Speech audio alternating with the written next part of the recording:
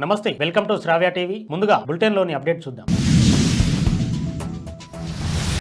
విద్యుత్ రంగం అవకతవకలపై తెలంగాణ అసెంబ్లీలో వాడివేడిగా చర్చ. భద్రాద్రి పవర్ ప్రాజెక్టులో వేల కోట్ల అవినీతి జరిగిందని సీఎం ఆరోపణ.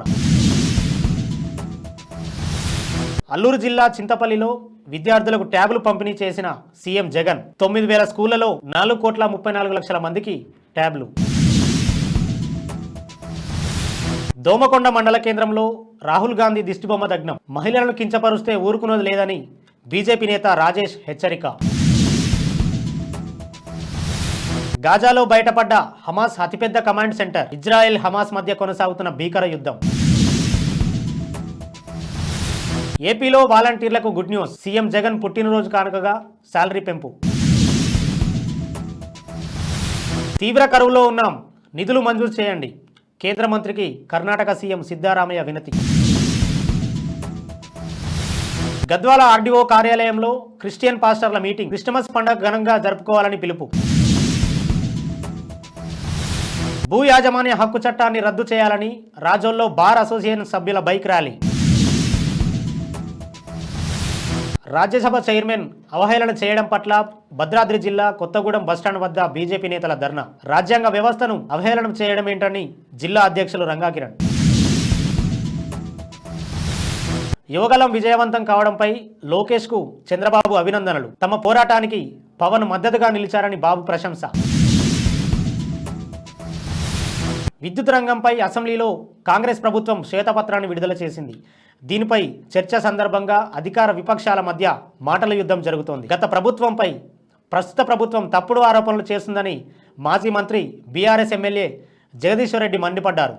తప్పులు జరిగినట్టు మీరు భావిస్తుంటే జ్యుడిషియల్ ఎంక్వైరీ చేయించాలని సవాల్ విసిరారు.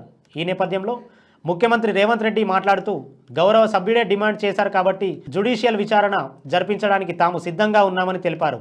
అసెంబ్లీ వేదికగా చెబుతున్న 3 అంశాలపై జ్యుడిషియల్ ఎంక్వైరీ వేయిస్తామని సీఎం అన్నారు. అల్లూరి సీతారామరాజు జిల్లా చింతలపల్లిలో విద్యార్థులకు సీఎం జగన్ ట్యాబ్స్లు పంపిణీ చేశారు. అంతర్జాతీయ వేదికలపై ఏపీ విద్యార్థులు ప్రతిభ కనబర్చాలనే ఉద్దేశంతో ఈ పథకాన్ని ప్రారంభించినట్లు సీఎం తెలిపారు.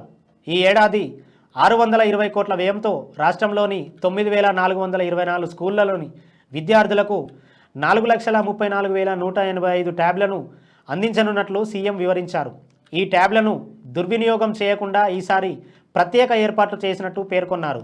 అవాంఛనీయ సైట్లు, యాప్స్ను నిరోధించే ప్రత్యేక సాఫ్ట్వేర్ను ఇన్బిల్ట్గా పొందుపరిచామని చెప్పారు. ప్రత్యేకంగా మానిటరింగ్ వ్యవస్థను ఏర్పాటు చేసి విద్యార్థుల యాక్టివిటీపై నిఘా పెడుతున్నామని మంత్రి బొత్స సత్యనారాయణ తెలిపారు. కామారెడ్డి జిల్లా దోమకొండ మండల కేంద్రంలో అంబేద్కర్ విగ్రహం వద్ద బీజేపీ అధ్యక్షులు చింతల రాజేష్ ఆధ్వర్యంలో కాంగ్రెస్ అగ్రనేత రాహుల్ గాంధీ దిష్టిబొమ్మ దగ్నం చేశారు. ఈ సందర్భంగా అధ్యక్షులు రాజేష్ మాట్లాడుతూ మహిళలను కించపరుస్తూ రాహుల్ చేసిన వ్యాఖ్యలను ఆయన ఖండించారు. ఎవరైనా మహిళలకు గౌరవం ఇచ్చి మాట్లాడాలని ఆయన అన్నారు. లేని ఎడల ఈసారి దిష్టిబొమ్మ మాత్రమే దగ్ధం చేశాం, మరోసారి మహిళలను కించపరిచినట్లయితే రాహుల్ గాంధీని తగలబెడతామని ఆయన హెచ్చరించారు.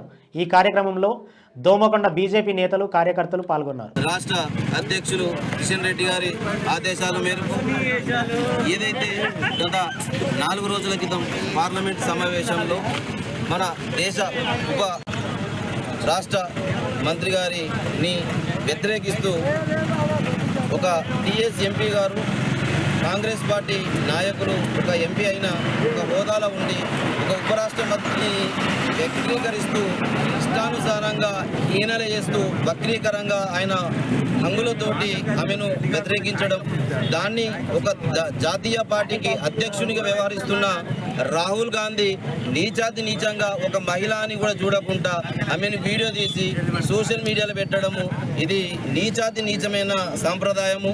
ఒక మహిళను కూడా గౌరవించని ఒక జాతీయ అధ్యక్షునిగా ఉండడం నువ్వు తగదు. ఒక ఎంపీగా ఉండి కూడా నువ్వు ఈరోజు ఒక మహిళా రాష్ట్ర మన మంత్రిని నువ్వు అట్లా చేయడం అనేది తగదు. కాబట్టి సిగ్గు తెచ్చుకొని నీ హోదాకు మరొక్కసారి, ఇది గతంలో కూడా నీ ఎంపీ పదవిని పక్క పెట్టడం జరిగింది, ఇది మళ్ళా కూడా అదే నీ తంతు మారడం లేదు. కాబట్టి ఈసారైనా సిగ్గు తెచ్చుకొని నీవు ఎంపీ పదవికి రాజీనామా చేసి రాజకీయ సన్యాసం తీసుకోవాలని చెప్పేసి కోరడం జరుగుతుంది. ఇదే విధంగా మరొకసారి జరిగితే కూడా ఈసారి దిష్టి బొమ్మనే తగనబెట్టినాం. మరోసారి మహిళను వ్యక్తీకరించి చేసిన శాస్త్రాలకు నిన్ను కూడా అంటిపెట్టే పరిస్థితి వస్తుందని చెప్పేసి. గాజాలో ఇప్పటికీ భీకర దాడులు కొనసాగుతున్నాయి. తాజాగా గాజా సిటీలో హమాస్ అతిపెద్ద కమాండ్ సెంటర్ బయటపడింది. దీని నుంచే హమాస్ తన భూగర్భ సొరంగ నెట్వర్క్ మొత్తాన్ని నిర్వహిస్తున్నట్లు ఐడిఎఫ్ తెలిపింది. కానీ ఈ కమాండ్ సెంటర్ను ఎక్కడ గుర్తించిందో మాత్రం ఇజ్రాయెల్ వెల్లడించలేదు. బందీలను విడుదల చేయడానికి ఇజ్రాయెల్ మరో ఒప్పందాన్ని ప్రతిపాదించింది. హమాస్ చెరలో ఉన్న 40 మంది విడుదల కోసం 7 రోజుల ఒప్పందాన్ని ఇజ్రాయెల్ ప్రతిపాదించగా హమాస్ దాన్ని తిరస్కరించినట్లు తెలుస్తోంది. ఏపీ ప్రభుత్వం వాలంటీర్లకు శుభవార్త చెప్పింది. వచ్చే నెల నుంచి వాలంటీర్ల జీతం పెంచుతున్నట్లు మంత్రి కారుమూరి నాగేశ్వరరావు తెలిపారు. సీఎం జగన్ పుట్టినరోజు కానుకగా మంత్రి ఈ ప్రకటన చేశారు. గురువారం తిరుమలలో శ్రీవారిని దర్శించుకున్న మంత్రి కారుమూరి ఆలయం వెలుపల మీడియాతో మాట్లాడుతూ వాలంటీర్ల జీతం అదనంగా 750 రూపాయలు పెంచనున్నట్లు మంత్రి తెలిపారు. పెంచిన వేతనాన్ని వాలంటీర్లు వచ్చే నెల 1 నుంచి అందుకుంటారని స్పష్టం చేశారు. ఎవరు ఎన్ని కుట్రలు చేసినా జగన్ మరోసారి అధికారాన్ని ఏర్పాటు చేస్తారని మంత్రి కారుమూరి ధీమా వ్యక్తం చేశారు. బులెటిన్లో షార్ట్ బ్రేక్ తీసుకుందాం.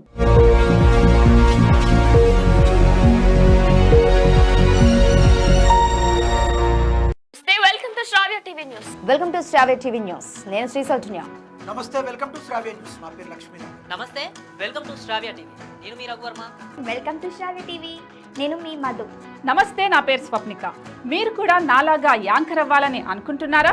కెరియర్ ని యాంకర్ గా, వాయిస్ ఓవర్ ఆర్టిస్ట్ గా, ప్రెజెంటర్ గా మలుచుకోవాలని అనుకుంటున్నారా? Satellite channels, cable TV, YouTube channel, social మీడియాలో గొప్ప అవకాశాలు అందుకోవాలని అనుకుంటున్నారా? వార్తా ప్రపంచంలోనూ వినోద రంగంలోనూ సెలబ్రిటీగా వెలుగొందాలని అనుకుంటున్నారా? అయితే గోల్డెన్ ఆఫర్ మీకోసం. అత్యాధునిక స్టూడియోలో హై ఎండ్ శిక్షణ, మీడియా నిపుణులతో నెట్వర్కింగ్ అవకాశాలు, కెరియర్ గైడెన్స్ మరియు జాబ్ ప్లేస్మెంట్ సహాయం. పరిశ్రమలో దశాబ్దాల అనుభవం ఉన్న అనుభవజ్ఞులైన జర్నలిస్టులు మరియు వార్తా యాంకర్ల నుండి నేర్చుకోండి. మీ సమాధానం అవునైతే శ్రావ్య టీవీని సంప్రదించండి. మీడియా రంగంలో అద్భుతమైన కెరియర్ ని సొంతం చేసుకోండి.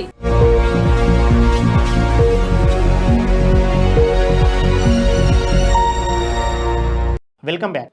కర్ణాటక రాష్ట్రంలో తీవ్రమైన కరువు నెలకొందని, వెంటనే సాయం చేయాలని కేంద్ర హోంశాఖ మంత్రి అమిత్ షాకు కర్ణాటక సీఎం సిద్ధరామయ్య విన్నపించారు. ఢిల్లీ పర్యటనలో ఉన్న సీఎం అమిత్ షాను కలిసి రాష్ట్రంలో కరువు పరిస్థితిని నివేదిక రూపంలో సమర్పించారు. అనంతరం ప్రధాని మోదీతో భేటీ అయ్యారు. 48,19,000 హెక్టార్లలో పంట నష్టం వాటిల్లినట్లు వివరించారు. జాతీయ విపత్తుల నిధి కింద 18,000 కోట్ల గ్రాంట్లు విడుదల చేయాలని సీఎం కేంద్రాన్ని కోరారు. జోగులాంబ గద్వాల జిల్లా ఆర్డీఓ ఆఫీస్లో క్రిస్మస్ పండుగ సందర్భంగా పాస్టర్ల సమావేశం నిర్వహించారు. అందరూ కలిసి ఐక్యంగా సంతోషంగా పండుగ జరుపుకోవాలని వారు తెలిపారు. గత ఆర్డీఓ అధికారి అక్రమాలకు పాల్పడినట్లు వారు ఆరోపించారు. ఈసారి అలా జరగకుండా పండుగ సెలబ్రేషన్ మంచిగా జరుపుకోవాలని వారు నిర్ణయించారు. ఈ కార్యక్రమంలో మైనార్టీ అధికారులు reverend Sudarshan Abraham, reverend Vasant Kumar, reverend CH Kripakar, GN Devaraju, pastor Absalom, pastor Prasadarao, Aharon పాల్గొన్నారు.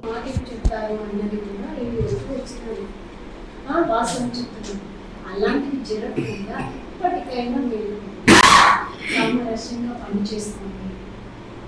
ఈ విధంగా జరిగినప్పుడు మీకు అడిగే వాళ్ళు లేదని అనుకుంటున్నాను. ఏం బిజీ షెడ్యూల్లో ఉన్నారు, ఇప్పటికైనా అర్థం చేసుకుంటారు అనే ఉద్దేశంతో రిజిస్టర్డ్ లెవెల్లో మీరు ఎలా బయట ఏంటి అనేది దానికి రూల్స్ అండ్ రెగ్యులేషన్ దాని ప్రకారం చేయవచ్చు.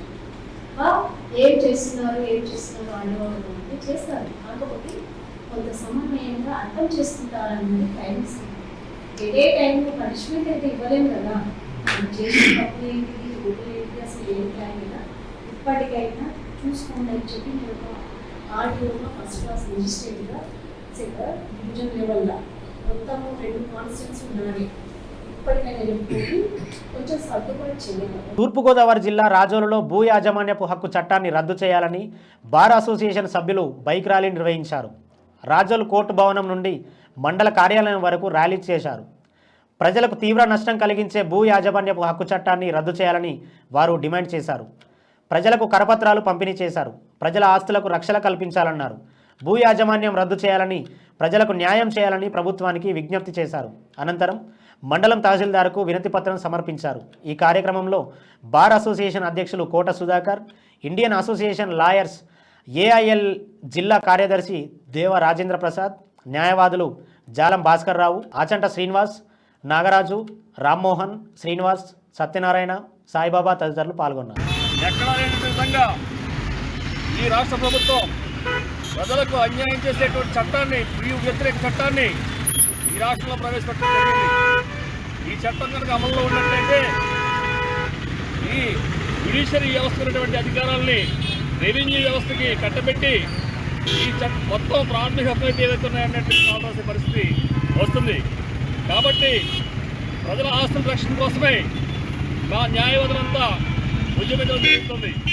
ఈ చట్టం అమల్లోకి వచ్చినట్లయితే ఏదైనా ఒక వ్యక్తి యొక్క ఆస్తిని రెవెన్యూ అధికారి రాజకీయ పలుకుబడికి లోబడి ఒక మ్యూటేషన్ చేసినట్లయితే నిజమైనటువంటి ఆస్తిదారుడు దాన్ని కనుక నిజమైనటువంటి హక్కుదారుడు దాన్ని మేల్కోకపోతే తీవ్ర నష్టం వాటిల్లేటువంటి పరిస్థితి ఉంటుంది. ఇదే ఒక్కసారి మ్యూటేషన్ జరిగిన తర్వాత 2 years వరకు దాన్ని హక్కుదారుడు కనుక చూసుకున్నట్లయితే ఎవరైతే రాజకీయ పలుకుబడి ద్వారా వచ్చినటువంటి మ్యూటేషన్లో వచ్చినటువంటి వ్యక్తి యాబ్సల్యూట్లీ వాల్టర్ అయ్యేటువంటి పరిస్థితి ఉంది. కాబట్టి ఈ నిజమైనటువంటి హక్కుదారులకి తీవ్ర నష్టం వాటిల్లుతుంది ఈ చట్టం ద్వారా. ఉపరాష్ట్రపతి, రాజ్యసభ చైర్మన్ జగదీష్ ధన్ఖడ్ను విపక్ష కాంగ్రెస్ ఎంపీలు అవహేళన చేయడాన్ని భారతీయ జనతా పార్టీ భద్రాద్రి కొత్తగూడెం జిల్లా అధ్యక్షులు కేవీ రంగా కిరణ్ తీవ్రంగా ఖండించారు. ఈ సందర్భంగా రాష్ట్ర పార్టీ అధ్యక్షులు కిషన్ రెడ్డి పిలుపు మేరకు భద్రాద్రి కొత్తగూడెం జిల్లా కేంద్రమైన కొత్తగూడెం పట్టణ బస్టాండ్ సెంటర్ నందు గురువారం బీజేపీ నాయకులు నిరసన తెలుపుతూ ధర్నా నిర్వహించారు. ఈ సందర్భంగా రంగా కిరణ్ మాట్లాడుతూ పార్లమెంట్ ఆవరణలో విపక్ష కాంగ్రెస్ ఎంపీలు రాజ్యసభ చైర్మన్ను అనుకరిస్తూ వారి హావాభావాలను చూపెడుతూ ఎగతాళి చేయడాన్ని ఆయన తీవ్రంగా తప్పుపట్టారు. ఇది చాలా దురదృష్టకరమన్నారు. టీఎంసీ ఎంపీ కళ్యాణ్ బెనర్జీ రాజ్యసభ చైర్మన్ని అనుకరించడం, ఆ కార్యక్రమాన్ని రాహుల్ గాంధీ తన మొబైల్లో చిత్రీకరించడం చూస్తుంటే ప్రజాస్వామ్యాన్ని, రాజ్యాంగ వ్యవస్థను అవమానించడమే అని ఆయన అన్నారు. ఇండియా కూటమి సంస్కృతి అని దుయ్యబట్టారు. రాజ్యసభ చైర్మన్ను అవమానించిన ప్రతి ఒక్కరిని కఠినంగా శిక్షించాలని, వారిని రాజ్యాంగ పదవుల్లో నుంచి తొలగించాలని ఆయన డిమాండ్ చేశారు.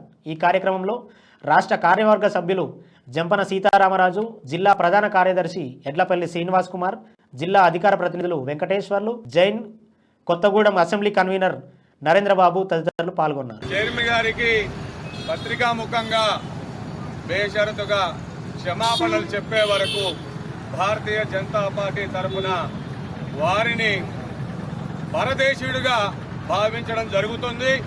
మన భారతదేశంలో పుట్టి పెరిగిన వ్యక్తి మన ఉపరాష్ట్రపతి గారిని అవమానకరంగా మారటం అనేది ప్రతి ఒక్కరికి కూడా అవమానం. దీన్ని భారతీయ 140 కోట్ల మంది ప్రజలు కూడా వ్యతిరేకిస్తున్నారు. ఈ విషయాన్ని రాహుల్ గాంధీ గారు ఆత్మావలోకన చేసుకొని వారి క్షమాపణ చెప్పి వారి విజ్ఞతను ప్రదర్శించాలని ఈ రకంగా కోరుకుంటున్నాం. యువగలం పాదయాత్రను విజయవంతంగా పూర్తి చేసిన యువనేత నారా లోకేష్ను టీడీపీ అధినేత నారా చంద్రబాబు నాయుడు ప్రశంసించారు. యువగలంను దిగ్విజయంగా పూర్తి చేసిన లోకేష్కు అభినందనలు తెలిపారు. టీడీపీ పోరాటానికి మద్దతుగా నిలిచిన పవన్ కళ్యాణ్ కూడా ధన్యవాదాలు అని, ఏపీ ప్రజలు మార్పును కోరుకుంటున్నారనే సంకేతాలను నిన్న జరిగిన యువగలం నవశకం చాటి చెప్పిందన్నారు. టీడీపీ జనసేన కలయికపై ప్రజలు నమ్మకంగా ఉన్నారు. 2 పార్టీలు కలిసికట్టుగా ఏపీని దేశంలోనే గొప్ప రాష్ట్రంగా పునర్నిర్మిస్తాయని ట్వీట్ చేశారు. బులెటిన్లోని అప్డేట్లు మరోసారి చూద్దాం. విద్యుత్ రంగం అవకతవకలపై తెలంగాణ అసెంబ్లీలో వాడివేడిగా చర్చ. భద్రాద్రి పవర్ ప్రాజెక్టులో వేల కోట్ల అవినీతి జరిగిందని సీఎం ఆరోపణ. అల్లూరు జిల్లా చింతపల్లిలో విద్యార్థులకు ట్యాబ్లు పంపిణీ చేసిన సీఎం జగన్. 9,000 స్కూళ్లలో 4,34,00,000 మందికి ట్యాబ్లు. దోమకొండ మండల కేంద్రంలో రాహుల్ గాంధీ దిష్టిబొమ్మ దగ్నం. మహిళలను కించపరుస్తే ఊరుకున్నది లేదని బీజేపీ నేత రాజేష్ హెచ్చరిక.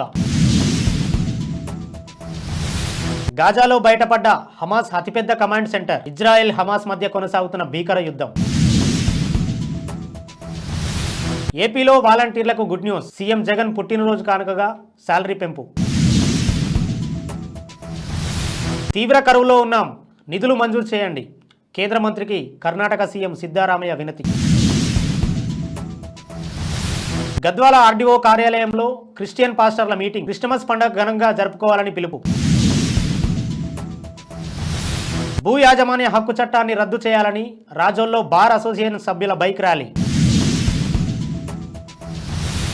రాజ్యసభ చైర్మన్ అవహేళన చేయడం పట్ల భద్రాద్రి జిల్లా కొత్తగూడెం బస్టాండ్ వద్ద బీజేపీ నేతల ధర్నా. రాజ్యాంగ వ్యవస్థను అవహేళనం చేయడం ఏంటని జిల్లా అధ్యక్షులు రంగాకిరణ్. యువగలం విజయవంతం కావడంపై లోకేష్కు చంద్రబాబు అభినందనలు. తమ పోరాటానికి పవన్ మద్దతుగా నిలిచారని బాబు ప్రశంస. ఇవి ఇప్పటి వరకున్న అప్డేట్స్. మరో బులెటిన్లో మళ్ళీ కలుద్దాం.